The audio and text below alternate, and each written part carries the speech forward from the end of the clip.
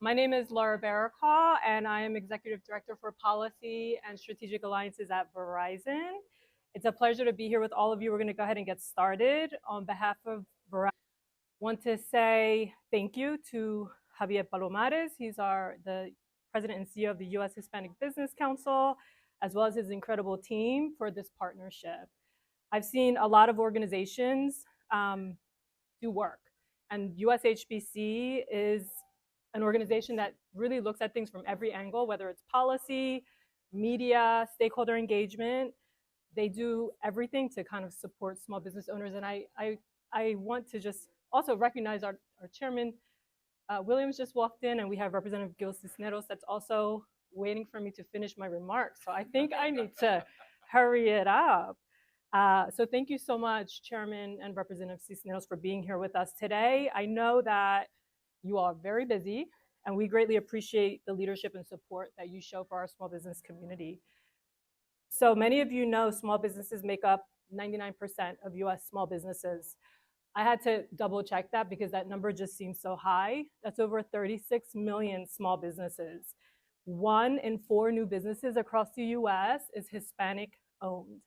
So what that means is when you invest in small businesses, you're investing in American jobs, you're investing in our economy, and you're investing in our communities. So one critical way Verizon supports these businesses is through digital readiness. For many small businesses, the question is no longer whether digital transformation is important. It's about how to prioritize it, where to begin, and how to access the resources needed to compete and grow. So I'll spotlight just one specific program, Verizon Small Business Digital Ready Program. We really just work to support small businesses by offering training and skilling on topics from AI to how to win customers over. Business owners also have access to coaching services. They have access to grant opportunities to help them scale and grow their businesses. And to date, Verizon has supported over 600,000 small businesses. And we have a goal of reaching 1 million by 2030. And this includes across key states like Texas and California. I will say, in addition to that specific program and helping businesses get digital ready, we're also building strong relationships with small businesses across our supply chain. And so last year we launched what we call our Verizon Small Business Accelerator Program. This is a $5 billion investment over 5 years, where we're creating a pipeline for small businesses to work with Verizon and other large corporations as suppliers. So we understand that when small businesses succeed, our communities thrive. I am really excited to have everyone here today. I thank the USHBC for spearheading and hosting this event and bringing us all together. I look forward to the conversation, and I hope that everyone enjoys this program. I'd like to introduce Javier Palomarez, President and CEO of the U.S. Hispanic Business Council, who's today's host. Javier. Thank you, Laura, for that, for the introduction and for partnering with us on this event. You know, at the USHBC, we like to partner with the organizations and the members of Congress to support the small business community, regardless of what side of the political aisle you're on. And when it comes to corporations, you know, I like to think about Verizon as illustrating what it's like to do good while you do well. And we're very thankful for the partnership we have with them. As Laura said, my name is Javier Palomarez, and I'm the President and CEO of the United States Hispanic Business Council. We are the leading advocate for the 4.5 million Hispanic-owned firms in this country that collectively contribute over $850 billion to the American economy every single year. And while we're proud to advocate on behalf of men and women who happen to be of Hispanic descent, we never forget that we are first and foremost American business. And every tax bill we pay, every product we manufacture, every job we create, and every service we provide goes to benefit our American economy. At the USHBC, we always say that the only thing we're proud of than being Hispanic, being American. Also at the USHBC, we know that our nation's commerce relies on a very complex system of laws, a system that, while constantly changing, is also constant in its effort to provide structure and governance for literally the greatest economy on the globe. And that effort is led by the policymakers, those who have chosen to give their life to public service, They have assumed the massive responsibility of trying to give legitimacy and guidance to our great nation. These men and women are the members of the United States Congress. They represent less than 0.1% of our nation's total population, and yet they have the colossal accountability of somehow representing all of us. Today we're going to hear from two amazing members of that Congress. And despite the fact that these two men sit on opposite sides of the political aisle, I know them both to be men of common sense, courageous collaborators who offer a departure from the combative, unproductive dialogue that sadly we have grown too accustomed to. At a time of extraordinary change and historic division, our nation is at a transit point. We need leaders who will work together. We need leaders who understand the importance of the small business community to this nation. That's why it's so important that now, more than ever, we engage with these elected officials who are brave enough to put people before politics. That's why I'm delighted to be speaking first with Texas Congressman Roger Williams, who is the chairman of the Small Business Committee.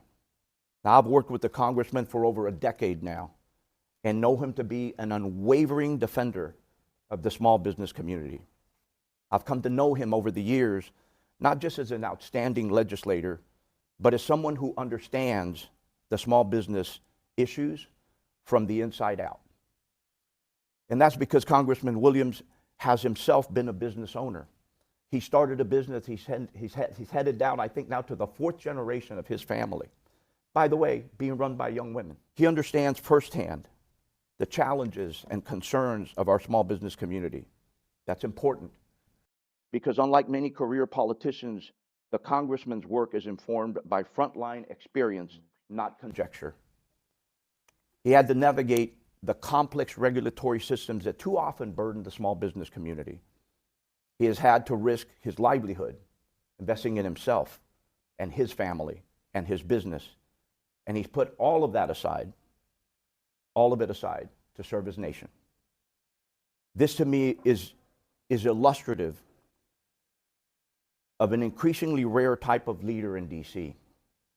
One who is selfless, a man of common sense, of knowledge, of decency, and a genuine desire to give back. To me, Chairman Williams is one of those elected officials who truly illustrates the American dream of what can be accomplished when you combine faith and family and determination and hustle. With that said, ladies and gentlemen, we're in a really tight schedule, and I see Sabrina getting close. So please stand and help me welcome the chairman of the Small Business Committee, the Honorable Congressman Roger Williams. Thank you, Javier. Thank you.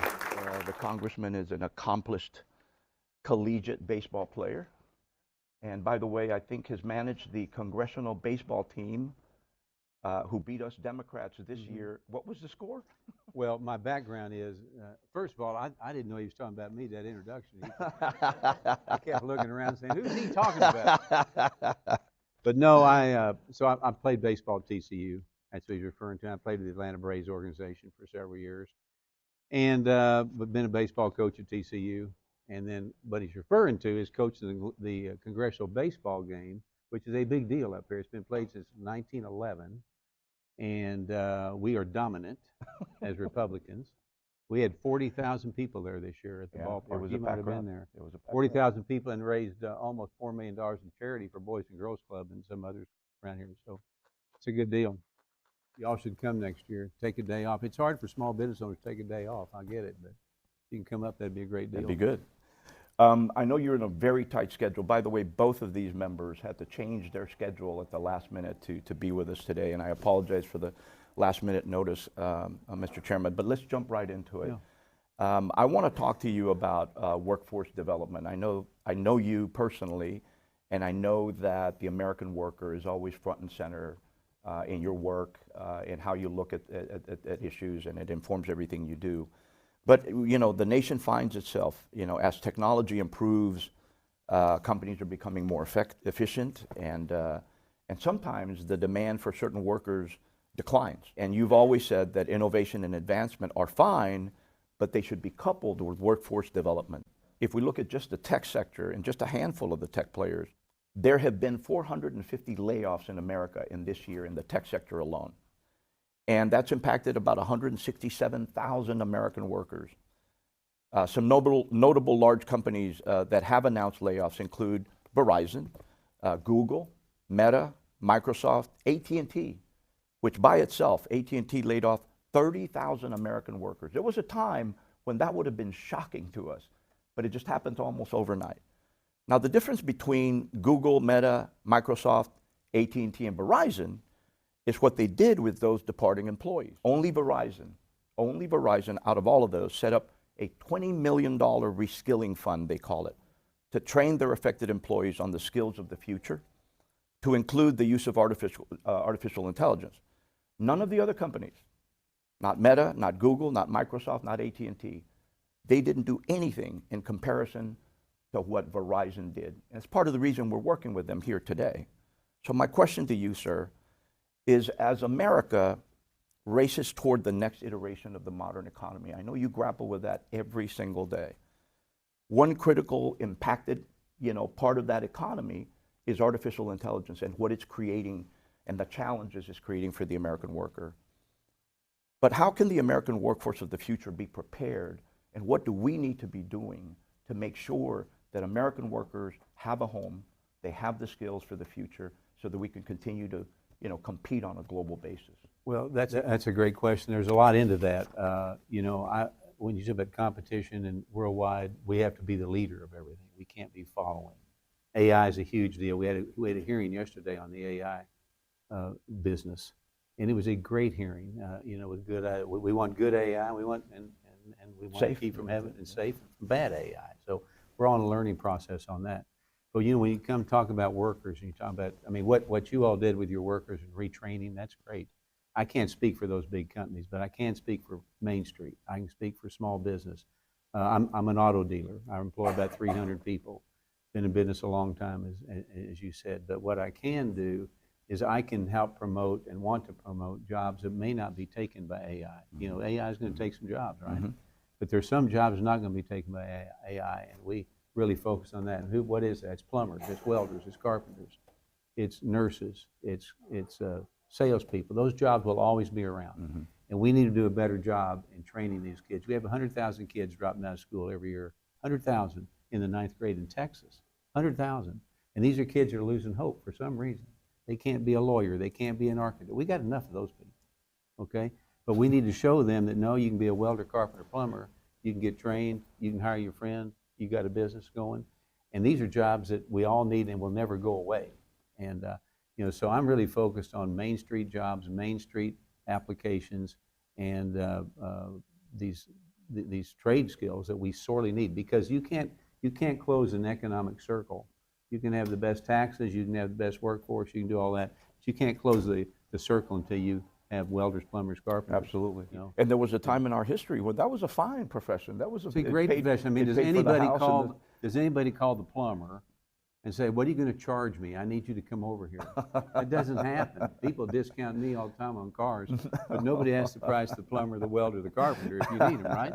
Yeah. And so we're really focused on that. I've even got legislation out there that tells these young people that if they're going to go to college, and they say they're going to go to a state school as opposed to, if they're going to Texas, we'll just pick that, and say it's $40,000 to go to UT.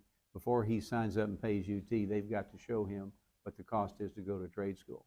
And it might be $2,000. Mm-hmm. Maybe that sets him on his path or eliminates him from having a student loan debt that he can never pay back. Yeah. And those are the kind of things we're doing to create more for the economy. The big companies like that, they're going to do what they do, but they still need people. They need educated people. But I, as a small business owner, sharing Main Street America, trying to keep regulations down, trying to keep your taxes down, all these kind of things, we bolster it by having good trade schools. Yeah. And I'll quit talking after this. But we all know trade schools, right? But I have a deal the other day. There's no reason that every school in America can't graduate plumbers, welders, carpenters. I went to TCU, okay? There's no reason TCU can't offer a plumbing, welder, carpenter degree. There's no reason. Mm-hmm. You could go to Harvard and get the degree. We need to make sure that has access rather than some of the smaller community colleges that may be overflowing. Go to TCU, go to Baylor, go to any school you pick and get a degree and get out of there and get going. So that's kind of where we're heading, where I'm heading, because I see that as a big need. When I was Secretary of State, Governor Perry and I were a week away from cutting a ribbon down in the Corpus area of $1 billion in capital improvements, $1 billion. And I got a call about 3 days before that, and the guy called me and said, Mr. Secretary, we're not coming to Texas, we're going to Michigan. I said, what the hell are you going to Michigan for? I said, sun doesn't shine, nobody's happy. Maybe we got some Michigan people in here. But why are you going there? He says, simple, one thing, you don't have enough welders. I never forgot that, and that's what we need. So that's kind of a long answer to the people I think we need to train. We don't need to lose 100,000 kids a year in the 9th grade in Texas or multiply that across the country. They need to know there's opportunities for them. And I mean, I think it's very relevant because as we rush headlong into this artificial intelligence that everybody's excited about, you can't get there without, building the facilities and the infrastructure. And that takes, the welder, the cement guy, et cetera. So I think it absolutely connects those dots. We can't get there from here without the people. And we can't bring manufacturing back to the United States if we don't have people who know how to manufacture. So I think you're ahead of the curve on that one. But I do want to toy around with this a little bit because it really caught my my interest and my attention. Get this, the idea of that $20 million reskilling fund was actually the brainchild of a guy named Dan Schulman. Dan Schulman is the new CEO of Verizon, who, by the way, he was retired. He left retirement. He left his ranch in Montana, which I imagine has a pretty good fishing and hunting. He left that to come back to corporate America and run Verizon. And I was really taken by the fact that he decided to do the right thing by the American worker and said, hey, listen, we're not just going to let you walk out the door. We're going to create some reskilling capability and try to help you so that you land somewhere else. And as the economy continues to evolve, our workers, our displaced people, our displaced workers will have a place in that new economy. What do you think about that kind of leadership? Well, I'm not surprised, okay? Because business people think this way, right? That, like I have 300 employees and they're all a part of the family. And Verizon has all those employees, but they're all part of the family. I'm not surprised you have a businessman thinking like a businessman. New concept. When I ran for Congress, I'd never run for anything in my life. I hadn't run for anything. All I cared about was baseball. That's all I cared about. But back in 2012, I decided I need to run for Congress because I didn't see anybody on either side of the aisle fighting for me. Meaning, who was fighting for me for small business? Nobody. And the fact that I'm unique up here in Congress, the fact I still own a business. Every Saturday, I'm down there with my salesman. I'm signing checks. I still own a business. And we don't have business people up here like you're talking about. So it's not surprising that a business person would think as a business person, but it also is not surprising that a person has never met a payroll, never had to hire a workforce, never had to sell a product, never had to open early and stay late. They don't get it. They don't get it. So I think you have a businessman running the business of Verizon. You have a businessman running the business of America. You have a businessman running the business of District 25 in the great state of Texas. And the results show, because we're all going to agree on just about everything. It's all about people. It's all about service. It's all about opportunity. That's what it's about. Absolutely. And so forth. So I'm not surprised that you got a business guy thinking like one. Let me go on to the next question, and it's about energy. As you know, better than most, when energy prices go up, everything else goes up. The cost of asphalt, the cost of electricity, the cost of transportation, the cost of warehousing. I mean, the cost of cosmetics and petroleum jelly and fertilizer. Cost of gas, and I sell Absolutely. Cars. Ooh. So you and I both love to hunt and fish. We enjoy nature. We enjoy natural resources. And like many of your constituents, we also recognize what a clean environment means for our farmers and ranchers, particularly in Texas. And like all Americans, we'd love to see our country transition to clean energy. Who wouldn't? However, we haven't done a great job of managing that transition. Now, I know that you believe in a kind of a, if I can use the phrase, an all-of-the-above approach that includes traditional energy sources in this transition, like oil and gas, like natural gas, and even nuclear. So my question is, how can we strategically, in a sustainable fashion, advance this transition to clean energy, and what role do traditional energy sources like liquefied natural gas still have to play in the economy of today? Well, I do believe in all the above approach, okay? I also think we ought to, instead of the government trying to shove it down our throat, we need to let the consumer decide. Consumer may want gas, consumer may want nuclear, consumer may want all the things, but all the above, let the consumer decide rather than force it. I will tell you, I'm a good example of that, being in the car business. We've had the auto manufacturers and the government try to force down EV vehicles, okay? I remember, I'm a car dealer. I don't have anything against an EV vehicle. What I have against the EV vehicle is when the manufacturer and the government force me to try to sell it to you who may not want it. Who may not want it. Yeah. You see? So we got to let competition work, and the consumer will decide what's best. Is it gas? Is it nuclear? What is it? It's a natural gas, yeah. And let them decide. Let the consumer decide, and let people like me say what you want to buy, not what you don't want to buy. And that's called free markets capitalism, entrepreneurship, and Cisneros. He just walked in the door here. But it's all about competition, and it's all about not telling the consumer what you need to do. You need to be able to do what you want to do, and let the government do three things: collect our taxes, defend our borders, and help us infrastructure, and move on. Absolutely. And my last question for you, sir, is a congressman from Texas, not for nothing, and I know that Congressman Cisneros would also appreciate this issue. Gil and I are good friends. I want to specifically ask you about the implications for water. You and I both understand how critical water is to this nation as a resource, especially in a state like Texas and in California. You have long advocated for the smart use of water, management, deployment, et cetera, of water.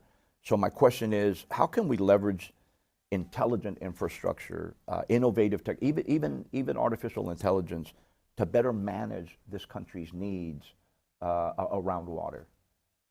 Well, water's everything. I'm also a rancher. You know, you got to have water. I think we just need to be smart about it. I think that's one area that maybe not even be political. I mean, we all agree we got to have water. We got to have infrastructure. If we're going to grow communities, you got to have water. Where I come from, down in central Texas, you know, Dallas, Fort Worth, Weatherford, Aledo, all that, it's growing so fast you can't believe. And you see these communities that don't have water, they get skipped over and they stay small and so forth. But water should be an issue we all agree on. How to get there. It's going to be a public-private type thing. There's no question about it. But I mean, that's kind of where we are. If we don't have water, we don't have an economy. We don't have a. It's fundamental. Well, it is, and you know, and Congressman will agree with me on this too. But one of the things that we in Congress, when we go to ask for appropriation money, you know, money that comes to our districts and so forth, I know in my case, and probably yours too, most of it is water. I mean, infrastructure for water. Where are we going to get the water? We got the people. We can't drill any more wells. I mean, you know, that kind of thing. So we have to be smart about it. But it needs to be a public-private type thing. Yeah, I think maybe a discussion around water specifically might be, there's a handful of y'all, including Congressman Cisneros, that understand this issue, driven by the state's needs, but that's going to become a very strong issue for the rest of the nation in very, very short order. With that, sir, I know that you are very pressed for time. I know that you've had to change your schedule, both of you, to be here. So is there anything that you'd like to share with our friends, our constituents, our members that are in the room before you? Yeah, real quick, but Main Street America is what America's about. You can talk about Wall Street all you want, it's Main Street. And you already heard 99% of the businesses are small businesses in America, 75% of the payroll, 75% of the workforce is generated by businesses that we do, and so forth. And Main Street is, and without a strong Main Street, you don't have a strong economy. That's just all there is to it. We got to fight for that all the time, and Congressman Cisneros and I are on the same committee. You know, and we're totally bipartisan. I'm just telling you, you see things on TV that don't happen in here. We agree to disagree, but we agree on stuff. We get things done, and I think that's important. So, you know, I'm in the car business. So I tell people, I start you up here when you come see me. You hit me down here. We settle in the middle. And that's kind of where we are on the Small Business Committee and the way we think and so forth. So I'll close with one story. Can I do that? Yes, sir, absolutely. So I come up here I leave my house in Fort Worth every Sunday. I come back every Friday to DC. We do that every week. And We're on the same flight constantly. Yeah, we are. And I got a routine where I get on, take my coat off, I buckle up and get on. Well, this particular day, I didn't have time to get my coat off. I was late. They were ready to shut the airplane door on me. I got in, buckled up, didn't take my coat off, and we took off. So about halfway through the flight, the lady next to me, she says, "Sir, can I ask you a question?" I said, "Yes, ma'am, you can." She said, "That pin that you got on, is that FBI?" I said, "Yes, ma'am, it is." And she said, "Well, that's good, because I thought you were a congressman." So that's what it's like being a congressman. But I appreciate your leadership. Appreciate all of you. Yes, sir. And we want to have an access to capital that's second to none, so small business get started. We have oversight of the SBA, so the SBA is a possibility to get business started. We got seeing a lot of improvements there and so forth. So anyway, being a small business owner is fun. Being chairman is fun. You can count on me. You can count on Congressman Cisneros. It's all about jobs. It's about creation. It's about fun. It's about creating opportunities. Remember, the government can create a job, but the private sector creates net worth, and that's what we got to remember. Thank you, sir. Welcome another friend who has been a staunch supporter of the small business community, especially when it comes to federal contracting and the SBA. California Congressman Gil Cisneros is a ranking member of the House Small Business Subcommittee on Contracting and Infrastructure, who is also a veteran, having received his commission and serving 11 years. He was also appointed by President Biden as the Undersecretary of Defense for Personnel and Readiness. That alone speaks volumes of his dedication. It speaks of a man who has put his efforts, his talents to serving our nation. And there's a lot more. But having said that much, let me keep going. What's important to me is that having spent much of his life giving back through military service and a foundation dedicated to helping kids pursue higher education, and of course now as a congressman, Cisneros truly understands the issues that matter for working families and entrepreneurs alike. He himself is a former business owner. And from the Streamlining Small Business Contracts Act, which basically helps small businesses better compete for contracts, to the SPUR Act, which expands access to federal contracting, to his efforts in bringing modern connectivity to entrepreneurs in rural America, which is critically important. It's clear to see that Congressman Cisneros is a man of vision, of courage, and more importantly, of action. Ladies and gentlemen, please stand and help me welcome to the dais the ranking member of the House Small Business Subcommittee on Contracting, Congressman Gil Cisneros. Thank you for being with us. So let me jump into, I think probably is what is the thing you're most, I think, passionate about. You're passionate about many things, but one of them I know is this issue of federal contracting. Mm-hmm.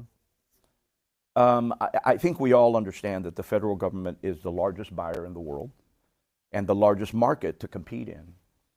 But the number of small businesses engaged in federal contracting is falling by almost 10% every single year. And when it comes to the Hispanic business community, though we represent about 20% of small businesses, we represent less than 2% of federal contracting. So in addition to that, you look at recent SBA changes that have restricted access to critical capital for legal immigrants. Now you've become an expert, much more so than me, on these issues. You've kind of forced yourself in the dialogue. You've learned the issues. You've fought for the American small business community and Hispanic small businesses.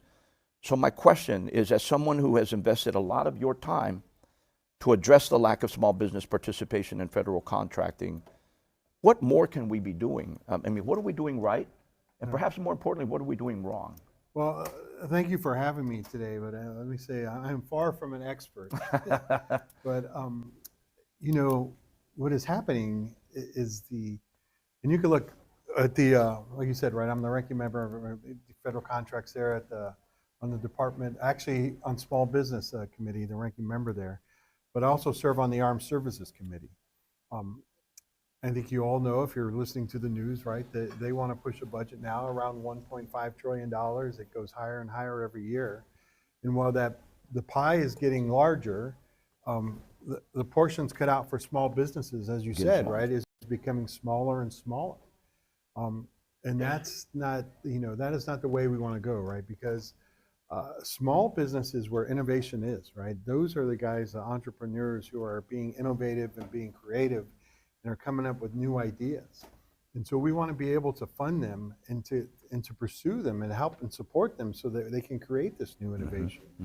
All these large companies didn't start out large, right? They started out small. And even if you want to look at, just throw out Amazon right there, right? Which kind of does so much work now with everything, not just what you buy online, but to do with, they do defense contracts now. Satellites. I was actually talking to somebody from Blue Origin today, which is, affiliated with Jeff Bezos and Amazon there, yeah. But, they just started out like an online company selling books. Northrop Grumman didn't start out like as a huge company, right? It's a huge defense contractor.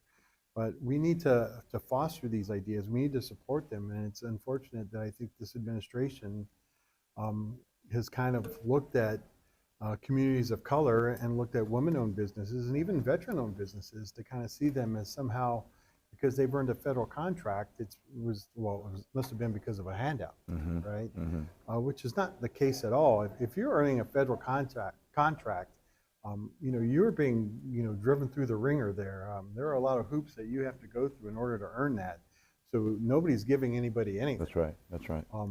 And so there is a lot that needs to be done, and we need to ensure, and this is that, the chairman said, right, we have oversight of the SBA, and that is, he's not here now, but that's unfortunately one of the things that's been lacking these past, this past year and a half, during the Trump administration. There really hasn't been much oversight. I think we've only had somebody from the SBA testify in our committee here like a couple times.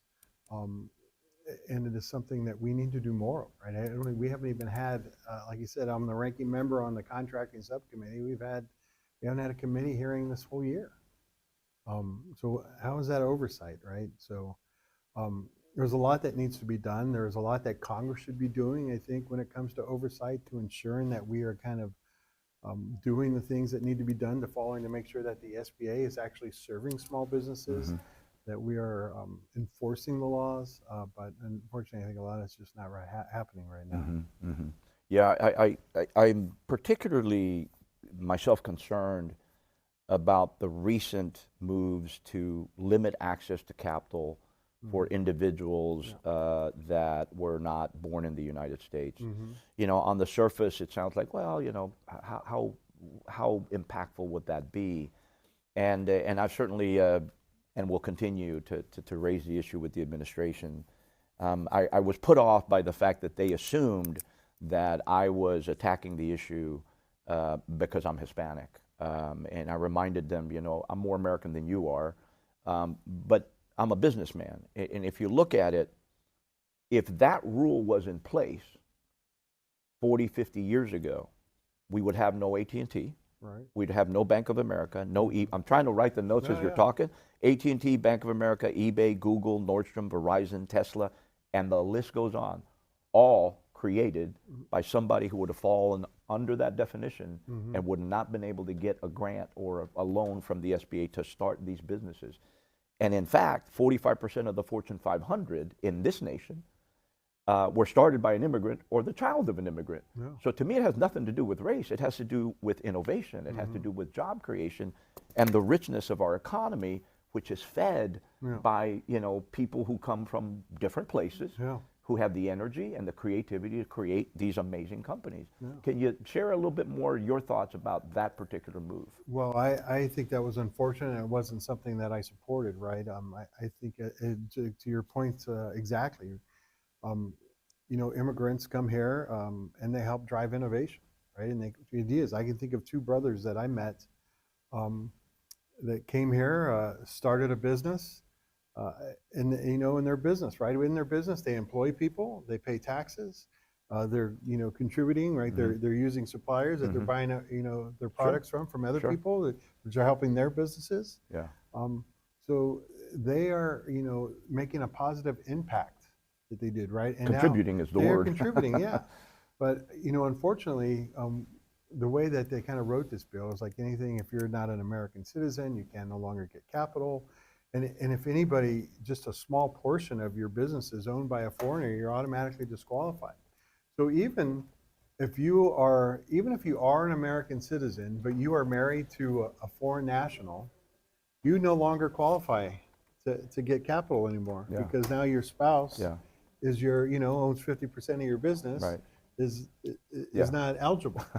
So I mean, you're completely cutting ourselves out, and it doesn't really help. I mean, it only helps larger corporations, right? It doesn't really help small businesses. The adage, cutting your nose off to spite your face, kind of comes to mind. Something that for us at the USHBC, and as you know, we try not to politicize things. We're a business organization. We work with both sides of the aisle, and we try to find commonality and a path forward. But something that cannot be, I think, politicized is this issue of broadband and broadband deployment, expansion, the access to broadband. Knowledge knows no political ideology. Right. Knowledge is necessary for every single American. We're going to continue to compete.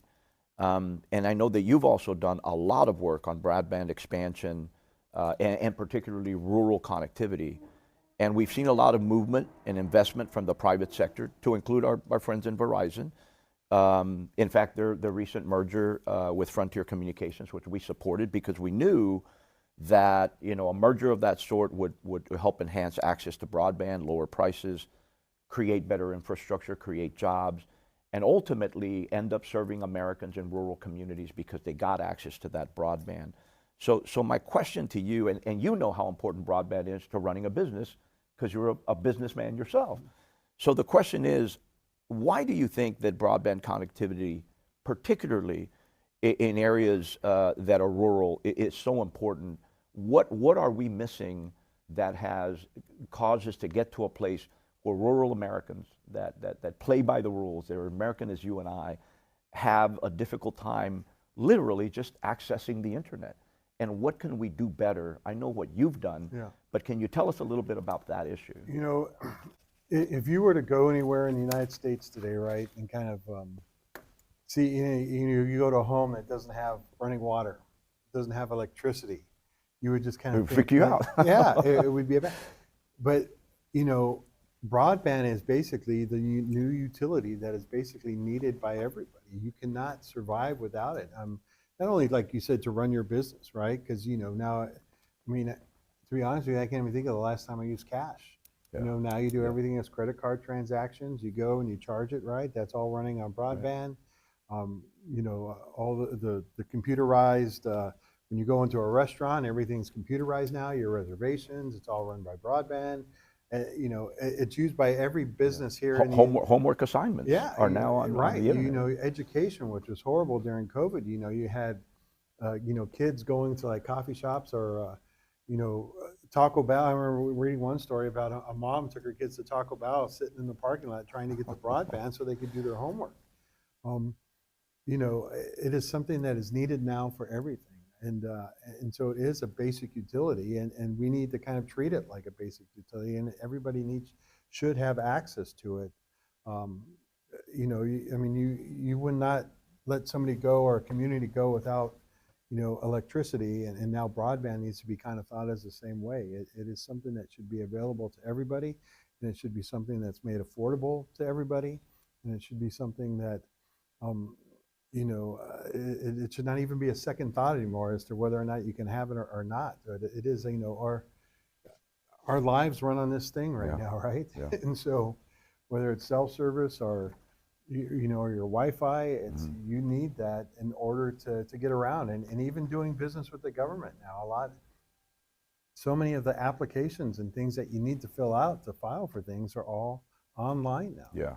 Yeah. You can't even really find paper copies of things anymore. And I want to thank you for, first, your point of view and for hammering that message home every time you get the opportunity, because it is fundamental. You know, I look at it from a business perspective, but you're right, every aspect of life. Healthcare now is going to be, you know, kind of critically, you know, impacted by broadband and broadband connectivity. And all those Americans who live in these rural communities are frankly being cut out. You know, I was taken by the fact that Verizon was willing to buy Frontier and keep that connectivity alive in California. I've been very frustrated with the CPUC, as you know, the CPUC, the California Public Utilities Commission, and how incredibly slow they were in approving that merger. They've not yet approved the merger between Charter and Cox. Again, an organization saying, listen, we'll buy those assets up, we'll keep broadband available to your California businesses and families, and yet you've got a state-run entity that has slowed this down to the point that I think in California, we're a year into this thing and they still haven't approved it.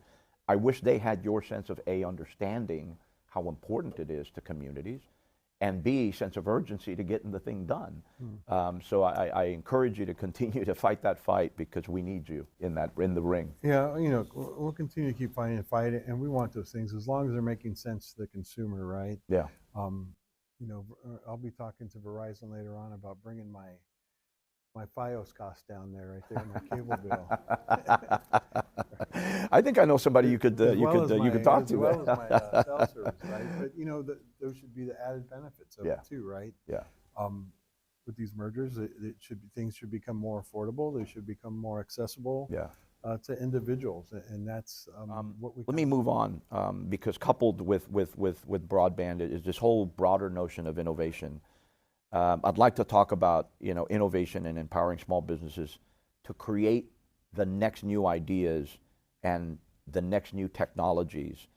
In the United States, small businesses account for roughly 20% of patents, and produce, get this, 16 times more patents per employee than the large corporations. To your point earlier, that innovation is happening in the small companies, not the big, huge ones. However, on a global scale, America is woefully falling behind. Right now, China files 3 times as many patents as the U.S. And I think you and I both understand that that's due to a variety of factors, you know, including regulatory red tape. It includes access to capital, which you just talked about, economic uncertainty, tax policy, and other issues. But sir, you've been fighting to fix this for some time with initiatives like the SBIR, Commercialization Improvement Act. So my question to you is, how can we encourage small businesses to not give up, to continue to innovate, to continue to fight? And what are the things holding small businesses back from that innovation, from your perspective, as you sit on top of the heap looking down at it? Yeah, you know, it's capital, right? I think is probably one of the biggest things, right? I mean, they have the ideas, they have the foresight to kind of think of new things and develop new things, but just having the access to the capital, to the assets to go and to get people to invest in them is something that is needed. And so that's one of the things that, you know, we hope to kind of continue on the Small Business Committee to kind of create that access to capital. We did do some good things about kind of raising some limits from like $7 to $10 million. Yeah, that will allow you know, more money to come in. But you know, that's in the private or the public sector, right? But you know, we do need to get the private sector involved as well. And you know, especially around, I think, when you think of minority businesses, right? Your VC firms are less to kind of invest in firms that are there by people of color than people of non-color. You know, they're more likely to invest in companies run by men than they are with women. Absolutely, yeah. So these are things that we also need to continue to kind of work on and really kind of change the mindset out there to get more of these, you know, where angel investors or VCs to kind of invest in this new technology to kind of help them foster. It is something that we all need to keep pushing there. And I am, I'm glad there's people out there that are doing it. I went to a few weeks ago an event that was supporting women veteran entrepreneurs, right? And out there, and these are, we need organizations like that as well, right? Because the government, you know, like I said, the government's the biggest customer. We can do a lot, but we need partners out there as well to kind of help us along the way. And so We need more organizations that are going to be willing to kind of, invest in our women-owned businesses, our veteran-owned businesses, our businesses of color. Who are just as capable, if not more so, to create that next technology for our nation. Let's talk a little bit about the energy transition. Not for nothing, you're a congressman from California, and I know that you've been a staunch advocate for the environment. And as a lover of the outdoors, like me, I can't thank you enough for what you've done to make sure that we keep that front and center as we move forward. I know that we both agree that living in a clean world is something that we should all aspire to achieve, every American. Wow. This is not an issue that knows politics, nor should it. You're also at the forefront of fighting for small businesses. And so ensuring that whatever bill is being passed or comes in front of you is not closing the door on Main Street. At that intersection of love of the environment, caring for the environment, but still driving business and the economy, done right, I think the transition is wonderful. It can lead to innovative, affordable, clean energy, which we need in our nation. Done wrong, we see what our members are telling us today. 53% of Hispanic business owners say energy is the #1 concern for them. 45% say that they are in a very difficult situation because of the cost of running the business, and the top cost they mention is energy. And so we see, and you understand better than most, that point where the need for energy, cheaper, reliable, and hopefully clean energy of the future, but the need to run the business in an affordable way is critical for the advancement of these small businesses. With all of that said, my question is, as a staunch advocate for both the environment and the small business community, and I don't know how you juggle that, but you have, how can we be more strategic in our energy transition? And do you see a role for alternative energy sources, like, for example, liquefied natural gas, as I asked the chairman, which burns, I think, 30% cleaner than traditional oil? Where is and how do we move forward? Because there's no denying we need to transition, but how do we get there sustainably and strategically? Look, I'm going to say the #1 thing right now, and this may kind of surprise you, but I think is education. There are a lot of things out there that I don't think people understand when it comes to energy. My state of California, right? Renewable energy, solar, windmills. And you can drive, you're driving from LA to Palm Springs, right? You're driving right through a bunch of windmills. I don't know if anybody's ever done that drive before, right? But you see them out there, and those are producing energy. But I'll be honest, right now we're getting a lot of pushback in my district from the battery centers. But the thing right here is we kind of move, and this is part of the new technology that we need, right? If you're gonna generate these renewable energies, you need to be able to store it, right? And so the battery centers are a key factor in that. And this is where we need to educate, right? To let people know that if we're going to kind of keep moving towards this and trying to move away from fossil fuels, these things, these battery centers, these storage facilities have to be part of the solution, right? And so we need to, kind of invest in that, but we need to educate the population as well to let them know that, these aren't like the things, right? These aren't, there used to be a facility nearby in my district, right, where it was basically they would, a battery disposal facility, right? And it created toxins, and they would, get old car batteries, and it was not the healthiest. And people are associating the two together, right? But they're not. And so there's something this is an area here where I think we need to educate. We need to let people know. This is the way technology works. This is the way we're going to get to that, to where we can, like I said, burn more clean energies, use more renewable energies. This is the way of the future, right? And we cannot have one without the other. And so it's kind of like data centers and AI, right? If you're going to have AI, which everybody is using, and you're probably using, if you don't know Yeah, you're using it's a harsh it, reality. Yeah. you know, there's going to have to be data centers out there that are going to need that kind of help drive and kind of fuel that as well. So, but you know, these are one of the things. You know, look, this is the thing that we need to do, and I think we need to kind of look at all our energy issues. I mean, I'm not even, you know, taking nuclear off the table, right? Because nuclear burns clean. LNG. We have always had problems with the storage, but you know, there are solutions and things to that as well. So, but I think we need to look at everything, right? But I think we need to educate the population more in anything to let them know about what are the safe alternatives out there, and that we shouldn't be afraid of new things that are coming. Yeah, I want to thank you for your candor. I spend a lot of time, as you know, I live in these halls and walls talking to your peers and your colleagues, and within 5 minutes I can tell whether this individual really knows what they're talking about. And you touched on data centers. I want to go back to data centers because, you know, as you put it, you know, we're in love with this notion of artificial intelligence. We know we need to lead. We can't let the Chinese lead. We have to be at the forefront of this technology because it's transformational. And the chairman touched on data centers a bit. You're in California, the chairman's in Texas. Now Texas has 400 data centers. California has 320 data centers.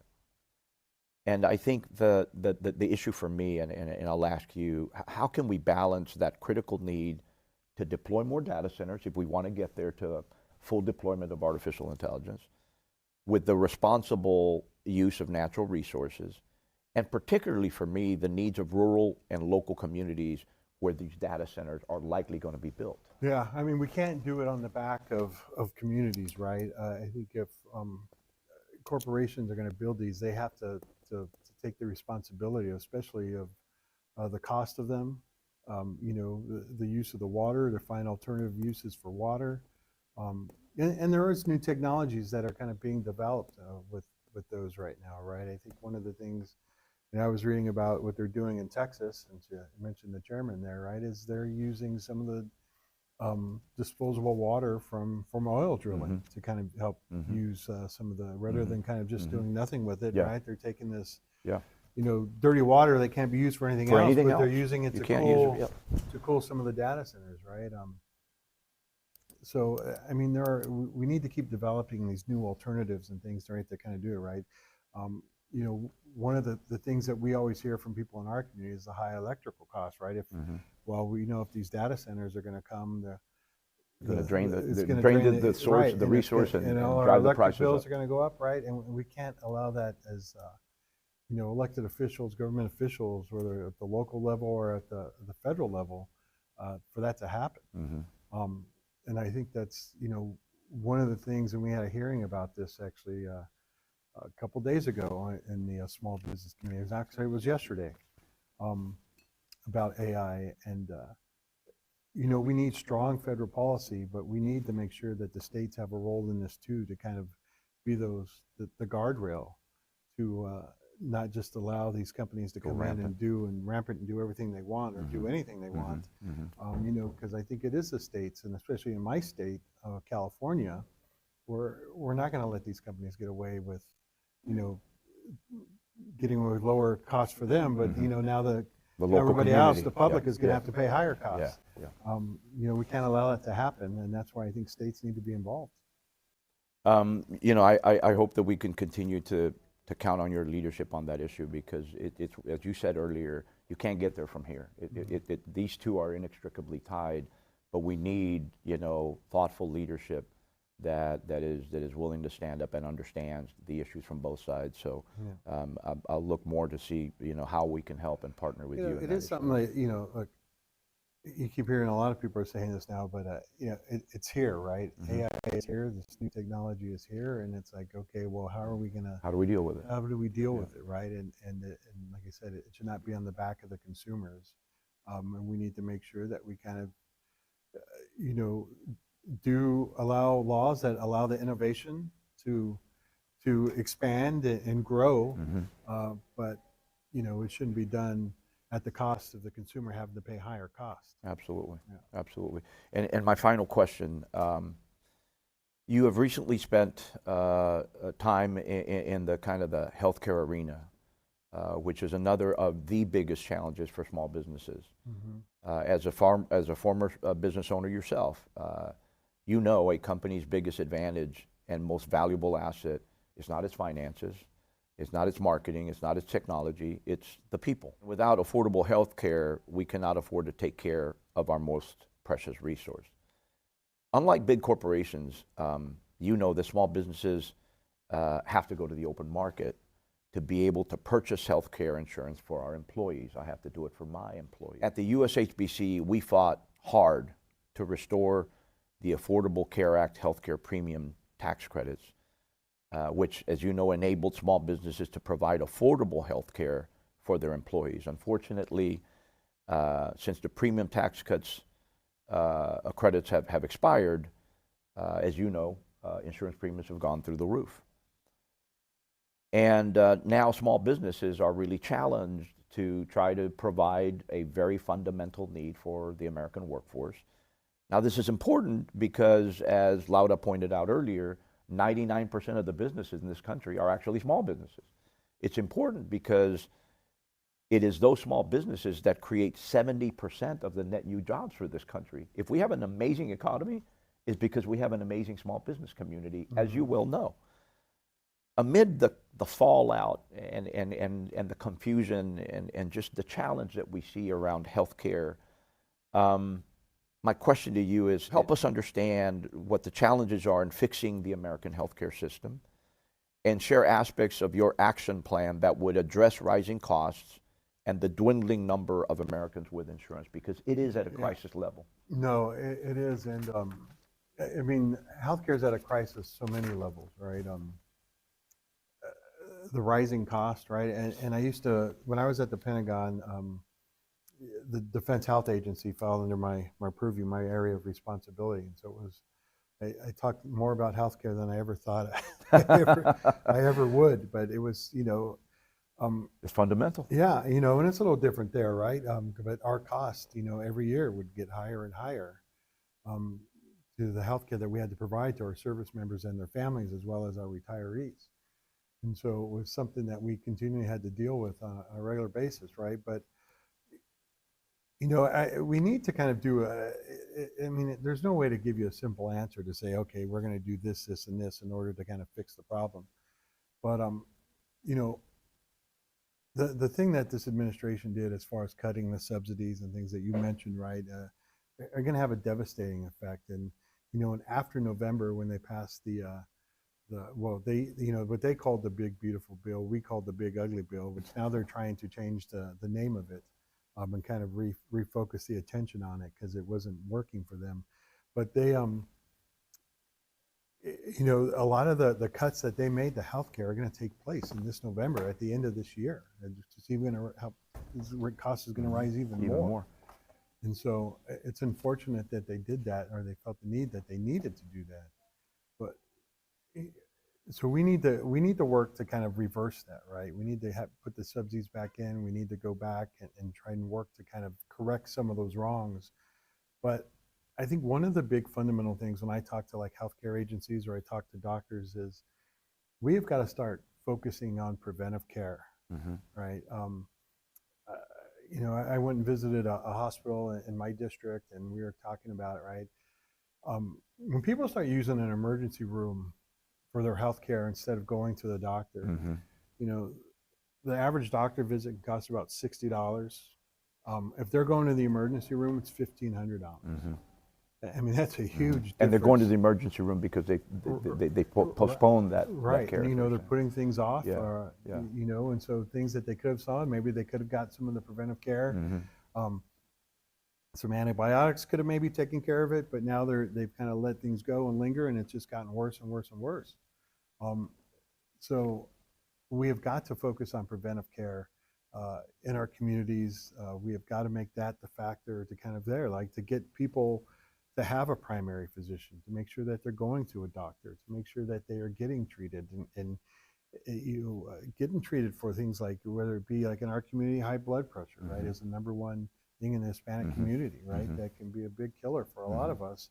And And so, but that should be something that it's a lot easier to treat it and to get it under control.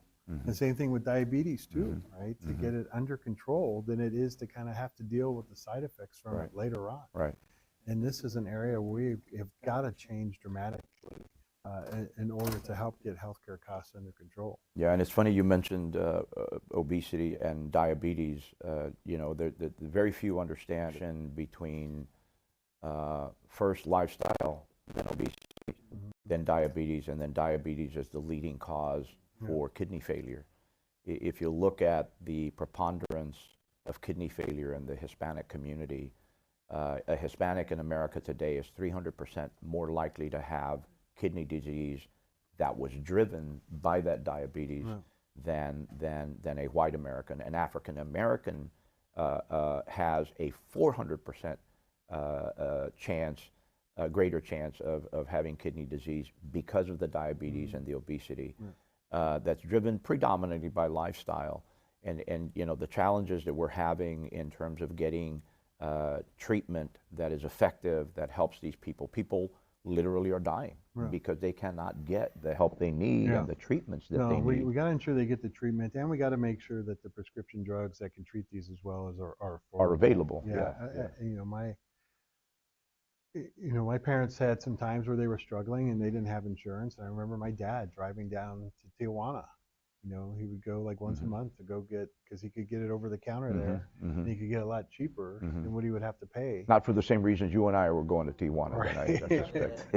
But you know, it was to for, you know, because he didn't have It's a medical insurance, issue, right? yeah. So It's a medical issue. it made it very difficult for him to get the medication that he needed for his diabetes here in the United States. Yeah, I hope to come visit you and spend some more time talking about this.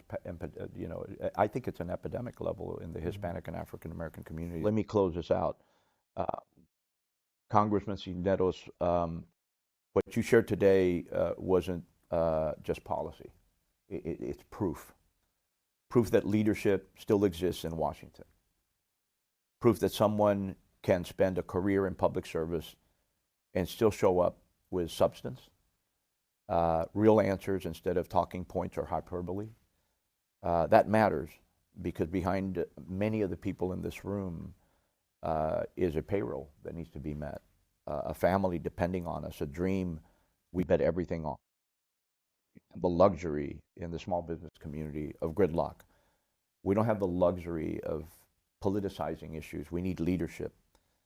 And today we saw what that leadership looks like. That's what the USHBC is all about.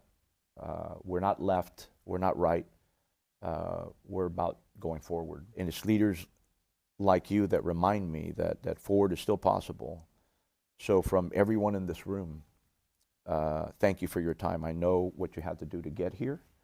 I appreciate the phone call I got from you. I, honest to God, I thought it was my friend Mark Rodriguez playing a joke on me, because the phone rang, I answered it, and he said, Javier, this is Congressman Cisneros. And I'm like, Mark, quit screwing around. You know I'm nervous. You know I'm waiting for the call. And it was actually you. And you agreed to change your schedule to be here with us. And so I'm very thankful for that. I'm thankful for you consistently showing up and doing the work that helps the small business community. I'll turn the floor to you if there's anything you want to say to our friends here in the room. Well, hey, look, thank you very much for your comments there. And, you know, I think the last thing that I will say is, you know, I said some things against the administration today and stuff, right? But I will say Chairman Williams is a good guy. And we do really, on the Small Business Committee, we try and find the areas. And it is very bipartisan, working together to help small businesses. And, you know, I was filling in for the ranking member a couple of hearings ago, right? And it was about access to capital. And me and him were kind of sitting, you know, right next to each other, kind of whispering at each other, and like, yeah, this is something where we have a lot of agreement, where we need to kind of do something together to kind of make a difference. Yeah. So, you know, this committee is working together to try and find solutions for small businesses.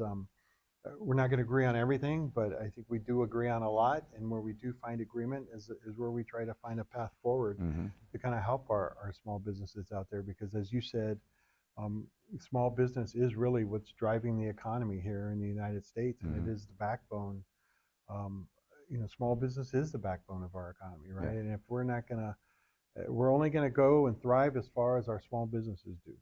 And so we want to ensure that we can keep doing that and supporting that.